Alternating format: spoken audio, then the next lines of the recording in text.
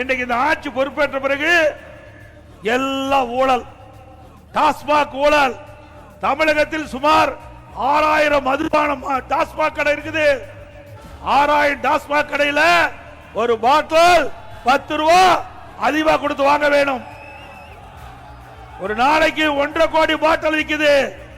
எவ்வளவு பாட்டில் விற்குது? 1.5 கோடி. ஒரு பாட்டிலுக்கு 10 ரூபாய்னா ஒரு நாளைக்கு 15 கோடி.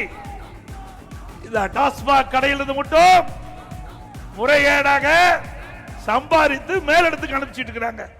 மேலிடம் யாரு? ஸ்டாலின், திரு ஸ்டாலினுடைய குடும்பத்துக்கு அனுப்பிச்சிட்டு இருக்காங்க.